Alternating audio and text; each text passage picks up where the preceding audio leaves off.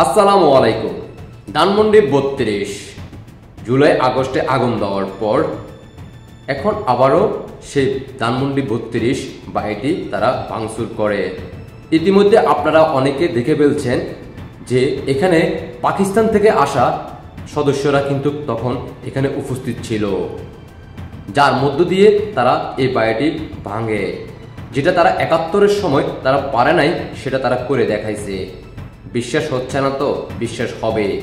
দেখতে থাকুন ভিডিওটা আর দেশবাসীকে দ্রুত দেখার সুযোগ করে দেন যে পাকিস্তানি লোক এখানে উপস্থিত ছিল ৩২ নম্বর বাড়ি ভাঙার সময়। দেখতে থাকুন আর দেশবাসীকে দ্রুত দেখার সুযোগ করে দেন। দেখতেই থাকুন। अस्सलाम वालेकुम। आप लोग देख सकते हैं यहाँ पर शैतान शेख मुजीब और शैतान शेख हसीना का घर, शेख हसीना का बाप का घर यहाँ पर जला रहा है। देख सकते हैं हम यूँ क्यों करें। पिछले दिन येस्टरडे शेख हसीना ने कहा था कि मैं आज रात 9 बजे लाइव में आऊँगा, और वो इतना साहस उसका, वो आज रात 9 बजे किससे लाइव में, इसके प्रतिवाद में इसके हमने ये भांगचूर किया है। और मैं बोलना चाहता हूँ आवामी लीग को, जो जिसने 16 साल से हमारा बांग्लादेश के ऊपर अत्याचार कर रहा था, सुन लो तुम अगर ये तुम समझ पाते हो, अगर तुम ये सोच रहे हो कि तुम फिर से बांग्लादेश में आओगे, तो ये तुम्हारा वहम है। बांग्लादेश में आना सोचने के पहले 100 बार सोच लेना, क्योंकि तुम जब बांग्लादेश में आओगे तुम लोगों को छूट कर मार देंगे हम। ये बोलना कि तुम लोगों ने 71 साल से 71 से 24 तक हम लोगों को बांग्लादेश के ऊपर अत्याचार, बहुत अत्याचार कर रहे हैं, निर्मम से अन्य भावे तुम लोग के सब लोगों को मारा है। ये हम नहीं देख सकते। एक काम मने रखना, ये शेख हसीना तुम अल्लाह ने फिरौन से भी तुमको खराब मौत देगा। ये सोच रखना शेख हसीना, तुम बच नहीं पाओगे। अगर दुनिया में तुम्हारा फैसला नहीं होगा, क़यामत में होगा, इतना खराब होगा कि तुम पूरा पृथ्वी रूखा उठेगी। देखिए आप शेख मुजीब का क्या देखिए।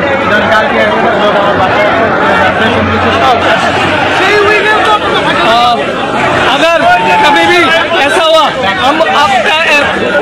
अगर कभी भी ऐसा हुआ कि बांग्लादेश के ऊपर भारत ने आक्रमण किया है, हम ये आशा करते हैं कि पाकिस्तान हमारा साथ देगा, पाकिस्तान और बाकी मुस्लिम देश हमारा साथ देगा, क्योंकि सब लोग जानते हैं भारत कितना खराब है। और बांग्लादेश ये दिखाएगा पूरी दुनिया को कि भारत कितना जालिम है, बांग्लादेश के ऊपर कितना अत्याचार किया है भारत कितना। हम ये सारे जनाब ध्यान रखें कि भारत हमारा शत्रु था, दुश्मन था, ये हम कभी भी नहीं भूल सकते। 71 साल भारत कहा था कि हमने बांग्लादेश को हेल्प किया था, पर ये भूल था। भारत ने सिर्फ उनका स्वार्थ, इनका लोभ के लिए, उनके स्वार्थों के लिए उन लोगों ने बांग्लादेश को हेल्प किया था। ये हम ध्यान रखेंगे। उन लोगों ने कहा था कि पाकिस्तान खराब है, पाकिस्तान के विरुद्ध हम युद्ध कर रहे हैं, क्योंकि तुम बांग्लादेश को हम मुक्ति करना चाहते, पर ये भूल था। भारत अपने स्वार्थ के लिए बांग्लादेश को हेल्प किया। और शेख मुजीब वो भारत का एक पपेट था, एक सिर्फ पपेट था। वो चाहता ही नहीं था कि बांग्लादेश। কি দেখলেন তো, শুনলেন তো, এটা কি মিথ্যা না সত্য সেটা আপনি নিজের বিবেককে প্রশ্ন করেন। আর আপনার ব্যক্তিগত মতামত অবশ্যই কমেন্টে জানাবেন। আপনি যে কোনো দল করতে পারেন, কিন্তু ধানমন্ডি ৩২কে আপনি অস্বীকার করতে পারেন না। আর সেটা ৫৪ বছরের মাথায় এই পাকিস্তানি সদস্যরা আইসেই কিন্তু এখানে ভাঙচুর চালায়, যেটা সহায়তা করছে বাংলাদেশের কিছু রাজাকারের সন্তানেরা। পাশাপাশি ছিল যারা পাকিস্তানের সন্তান, যারা রাজাকারের সন্তান, যারা বিএনপি, জামাত, শিবির সহ কিছু সদস্যরা, যারা সত্যিকারের বাংলাদেশকে ভালোবাসে না, তারা পাকিস্তানকে ভালোবাসে। তারা চায় না এই বাংলাদেশ থাকুক। তারা এই 32 নম্বর বাড়ি ভেঙে তারা প্রমাণ করলো তারা পাকিস্তানের পক্ষে তখনও ছিল, এখনও আছে, ভবিষ্যতেও থাকবে। আর এগুলো তখনই জন্ম নেয় যখন 71-এর সময়, আর এগুলোর বংশ বিস্তার হয় সে 1971 সালে 2 লক্ষ মা বোনের ইজ্জতের বিনিময়ে, যেটা বাংলাদেশ স্বাধীন হয় 30 লক্ষ শহীদের বিনিময়ে বাংলাদেশ স্বাধীন হয়। ওই 2 লক্ষ মা বোনের গর্ভবতী হওয়ার কারণে ওইখান থেকে যারা জন্ম নিছে তার প্রজন্ম এই বাংলাদেশে এখনও আছে। তার জন্য তারা পাকিস্তানকে ভালোবাসে, পাকিস্তানকে তারা অনুসরণ করে। পাকিস্তান শুনলে তাদের মনে আনন্দ চলে আসে, আর তার জন্য তারা বাংলাদেশ নামটা তারা চায় না।